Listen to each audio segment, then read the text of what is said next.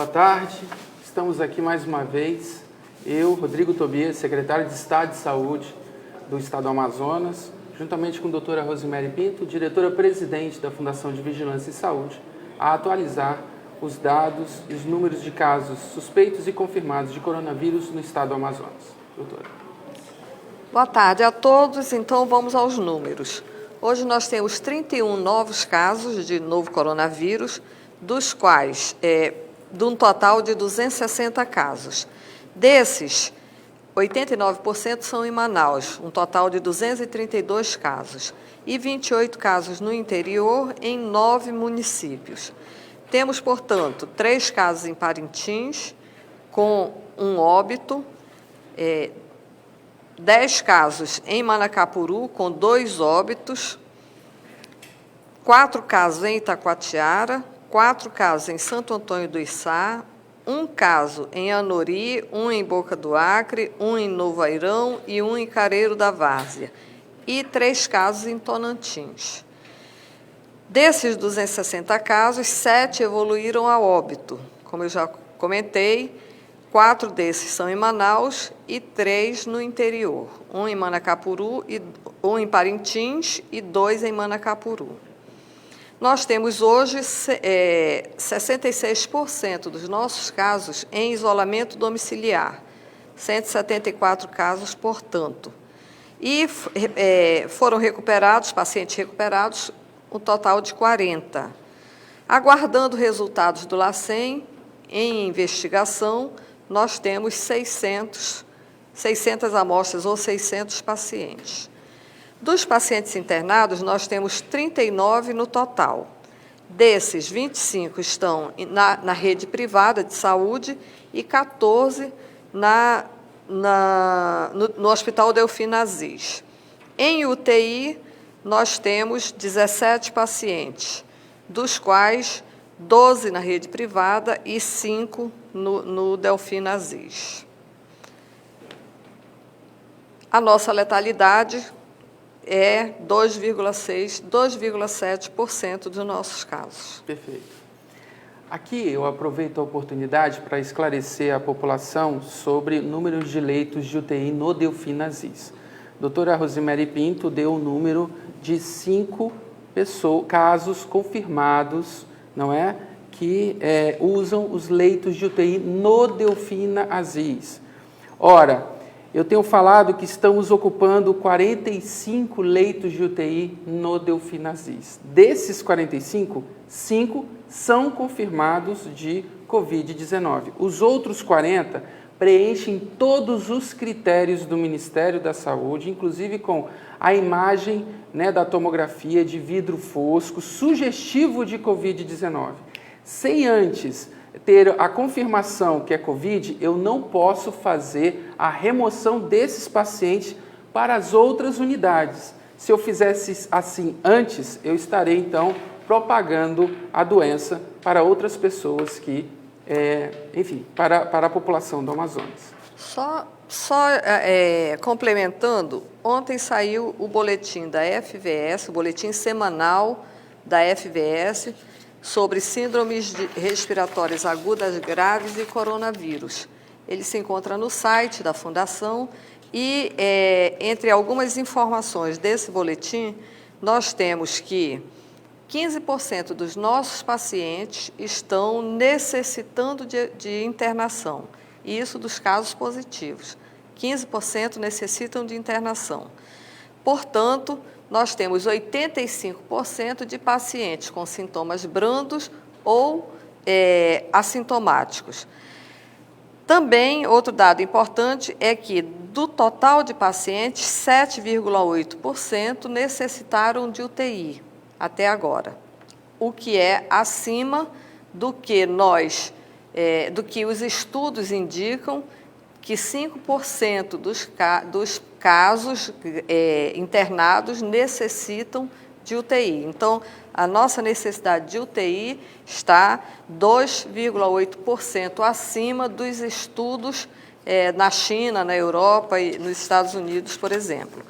Também é digno de nota que no período de novembro de 2019, o próprio boletim informa isso, de novembro de 2019 a abril de 2020, que é o período sazonal das gripes e resfriados, nós temos 500 internações por síndrome respiratória aguda grave, e muitos desses pacientes necessitaram de UTI. 45 desses pacientes evoluíram para óbito. Então, além de nós estarmos lidando com o novo coronavírus, com a pandemia, nós temos as nossas doenças sazonais que também exigem leitos de UTI. 45 óbitos. Essas pessoas, antes de irem a óbito, elas precisaram ser internadas e elas ficaram em UTI. Então, a nossa demanda por UTI não é apenas pelo novo coronavírus. Perfeito. Também é por esses outros casos que são graves e que também precisam desse tipo de atendimento. Então, a gente pode chegar, antes de eu começar as perguntas, para deixar ficar bem claro, são 45 pessoas hoje entubadas no Delfina, 5 já confirmados. Isso. Alguns desses outros 40 pode ser que tenham Covid-19 e outros provavelmente têm essas outras síndromes. Outras síndromes Exatamente. por outros vírus, metapneumovírus, adenovírus, influenza A, H1N1, influenza B, vírus sincicial respiratório, todos esses estão levando as pessoas para a internação e alguns para a UTI. E, obviamente, precisam também de assistência e não podem Sim, ser deslocados sem para outros sombra de lugares. dúvidas. Exatamente. Precisam da assistência. Vamos começar, então, as principais perguntas. A gente tem juntado, né, as perguntas dos vários veículos para tentar ser mais objetivo. Hoje nós temos perguntas da Folha de São Paulo, da Rádio Mix, do Portal A Crítica, G1 Amazonas, TV Encontro das Águas, Chefão da Notícia, site Vocativo e Portal Manaus Alerta. De vigilância, doutora, a informação, segundo um desses veículos, de que a comissão de infecção do Hospital 28 de Agosto foi afastada porque todos, eles frisam, estariam contaminados, médicos, enfermeiros, técnicos. Isso é verdade? Não, não é. Nós temos uma enfermeira que testou positiva, foi afastada, está em isolamento domiciliar, não precisou de internação e não está grave, está estável em isolamento domiciliar. Tem uma pergunta que eu acho que seria mais para assistência, secretário. O 5º andar do 28 de agosto também teria sido desativado e destinado para pacientes com Covid-19, pois, segundo a informação desse veículo, a sala rosa estava lotada e o Delfina também não estava mais recebendo paciente. Isso procede? O 5º andar do 28 de agosto está preparado, sim, para receber pacientes com síndrome respiratória aguda, grave, incluindo Covid. Mas não é verdade que a sala rosa está lotada e que, por conta disso, a gente está ocupando os leitos de UTI do 28 de agosto. Nós temos agora uma série de perguntas, secretário e doutora Rose, sobre pesquisa. E aí a gente aproveita para informar que a gente vai providenciar o mais breve possível uma live para atualizar as pessoas sobre pesquisa, porque tem outros profissionais que estão ali na linha de frente. Então, a gente vai continuar, então, com assistência e vigilância. Pesquisa de novo, o medicamento está sendo aplicado. Com relação à projeção de casos no Amazonas, o governo tem algum estudo que mostre um possível pico da doença? Qual seria essa projeção? E se há alguma data aproximada, como é que o governo trabalha no planejamento, se tem ou não esse pico? Nós temos estudos, sim. Nossos estudos demonstram o que a gente já vem falando há semanas, que nós esperamos um aumento expressivo no número de casos, agora a partir de abril, principalmente nas últimas semanas de abril e no início, nas primeiras semanas de maio.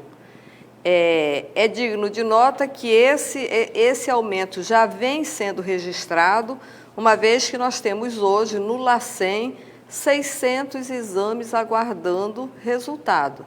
Ontem eram 100 e poucos. Hoje são 600. E nós só coletamos amostras de pacientes que atendem à definição de casos, ou seja, pacientes que realmente são suspeitos de Covid. Isso quer dizer que nós temos o vírus solto, sendo levado pelas pessoas, sendo transmitido, e espera-se sim uma explosão de casos nos próximos dias. A confecção e uso de máscaras caseiras é recomendada pela Fundação de Vigilância e Saúde e pela Suzam? É recomendada pelo Ministério da Saúde. Há alguns dias, o próprio ministro Mandetta recomendou isso e qualquer um pode entrar no site do Ministério da Saúde, o saude.gov.br, e lá vai encontrar não apenas essa recomendação, mas também orientações de como fabricar as máscaras caseiras. Lembrando que essas máscaras são domésticas, são domiciliares. Profissionais de saúde não utilizam essas máscaras. Profissionais de saúde precisam utilizar máscaras cirúrgicas ou as máscaras tipo N95 ou outra similar. Dependendo do local do hospital onde ele trabalha. De ação que ele está trabalhando. Existe uma pergunta agora, doutora. A senhora falou em 7 mortes. É verdade que o último boletim que nós tínhamos dado hoje de manhã eram 6. Essa morte foi informada agora há pouco. A senhora poderia falar um pouco mais sobre? Exatamente. Então, do total de óbitos notificados, nós temos 18 óbitos notificados, 7 deles foram confirmados, 8 foram descartados e 3 seguem em investigação. Esse último caso entrou agora, pouco antes de a gente iniciar essa live. É um paciente procedente de uma unidade privada, ele é residente de um município do interior, do município de Manacapuru, é um homem de 83 anos. Oficialmente, quando é que começam os testes rápidos e por onde eles vão começar? Recebemos ontem, né, o quantitativo de 9.600 testes, né, a serem utilizados para o diagnóstico de Covid. São testes clínicos, não é? Tem sua limitação, ou seja, cerca de 30% dos testes ainda dão falsos negativos, portanto, precisa, mesmo sendo casos confirmados, ainda vamos precisar, né, do resultado laboratorial, né, feito pelo LACEN. Mesmo assim, a gente entende que essa é uma ação muito importante enquanto saúde pública para a gente identificar os casos. Metade desses, utilizamos o critério populacional para dividir esses testes, então pouco menos da metade vai para o interior, o outro restante fica na capital, e a prioridade nesse momento, recomendação técnica, é que a gente priorize então os profissionais de saúde, aqueles que estão na linha de frente, de fato, cuidando dos nossos doentes, e também para que a gente possa fazer a segregação, ou seja, a diferenciação daqueles pacientes que apresentam todos os sintomas de uma gripe, né, mas preenchem e atendem os critérios do Ministério da Saúde, sendo o Covid.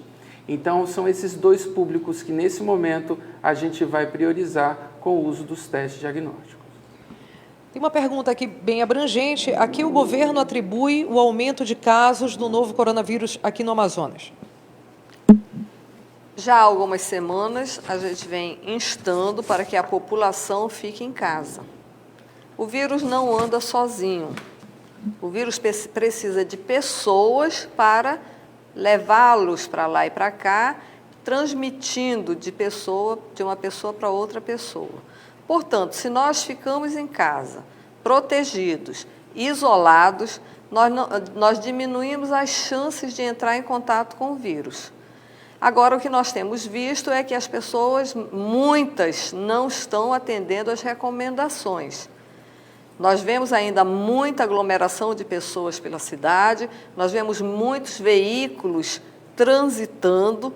Então, essas pessoas que estão fora do abrigo dos seus lares, da proteção dos seus lares, elas estão se expondo a contrair o vírus.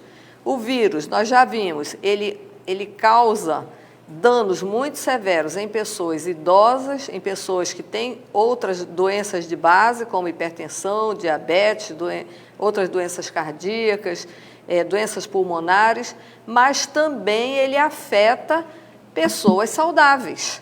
Então, não tem ninguém que esteja imune.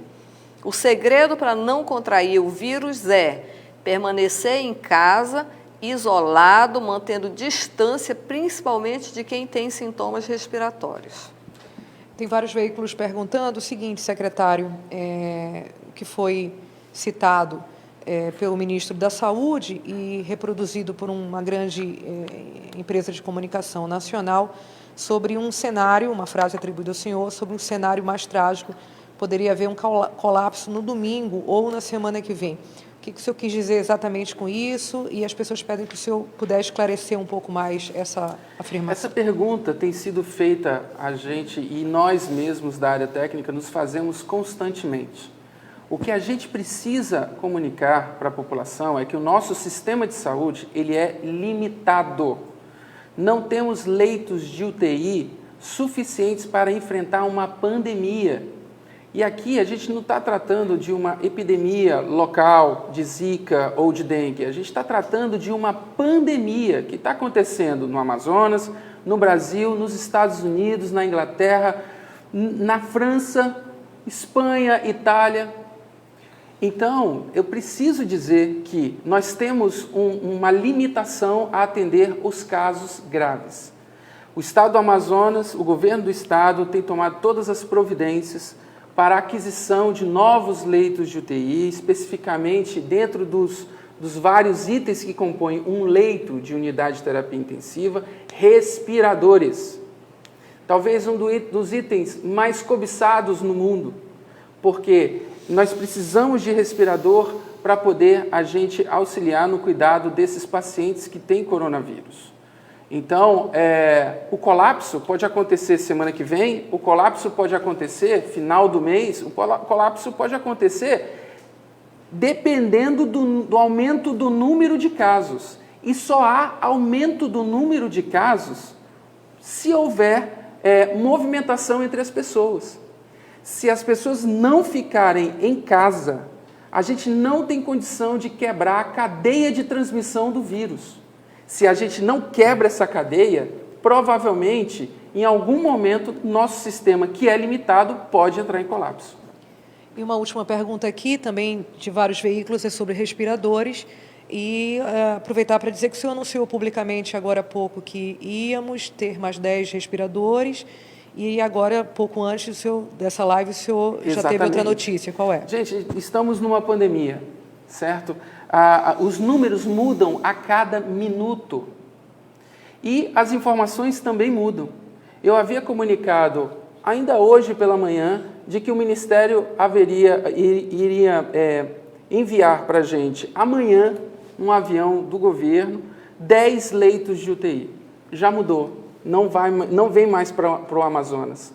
Tem uma outra possibilidade em que o Ministério da Saúde está enviando outras, agora somente respiradores esses da Rede DOR, em que o ministro se prontificou a ajudar o Estado do Amazonas. Portanto, é importante que essas informações sejam dadas por nós, que somos as fontes oficiais, não é? Mas é importante dizer que essas informações mudam de um momento para o outro. Então, atualizando a população, hoje nós temos 69 respiradores exclusivos para o Delfim Aziz, ao cuidado de casos suspeitos e confirmados de coronavírus, certo?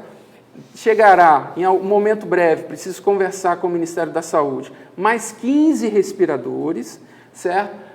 Fizemos a aquisição de mais 50 respiradores, que provavelmente chegará até 15 de abril, e aí eu preciso dizer à população, eu falo provavelmente, porque essa informação pode mudar, porque nós estamos fazendo a aquisição dos nossos fornecedores, e os fornecedores são chineses. E a China está confiscando, a depender dos interesses, né, a sua produção. Eu preciso lembrá-los, ontem o Donald Trump, presidente americano, enviou 23 aviões cargueiros para a China e comprasse em toda a sua produção. Hoje, eu afirmo a vocês, chegará até 15 de abril, chegará mais 50 respiradores. Mas amanhã, dada essa condição, essa guerra, que é uma guerra econômica por trás dessa guerra invisível contra o vírus, eu posso trazer informação dizendo, o fornecedor chinês não vai me entregar. Então, assim, hoje, como nós estamos, 69 respiradores no Delfim Aziz, para cuidado dos pacientes suspeitos e confirmados de coronavírus, a vinda de 15 respiradores pelo Ministério da Saúde e até 15 de abril, provavelmente a vinda de mais 50 respiradores devido às nossas aquisições. Essas foram as principais perguntas. Perfeito. Bem, eu tenho falado muito na mídia e aqui eu preciso ratificar a importância que a população permaneça em casa. A gente está lidando com um vírus, esse inimigo é um inimigo invisível, ele não está entre nós, ele está em nós e a gente precisa evitar contatos. Precisamos evitar a movimentação das pessoas nas ruas. Somente assim a gente quebra a cadeia de transmissão dessa doença.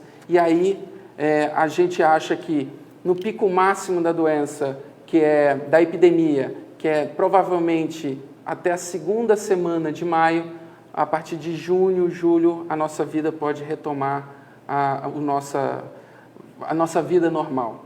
Não é? Então fica aqui a dica, por favor, a você que mora na Zona Leste, na Zona Norte, Centro-Sul, Zona Sul de Manaus, por favor, fique em casa. Aqueles que moram no interior, evitem se deslocar para os outros municípios, porque a epidemia, a incidência da doença tem aumentado também no interior e a gente está fazendo de tudo para poder cuidar também dos nossos amazonenses do interior. Bem, é isso. Nós queremos lançar aqui um pedido para uma grande corrente do bem, uma grande corrente salvadora de vidas. Nós queremos pedir para você ser um porta-voz dessa corrente no sentido de conversar com seus familiares, com seus amigos, com seus colegas de trabalho, com seus vizinhos, com seus irmãos da igreja, no sentido de que eles todos, quer dizer, todos nós devemos evitar sair de casa.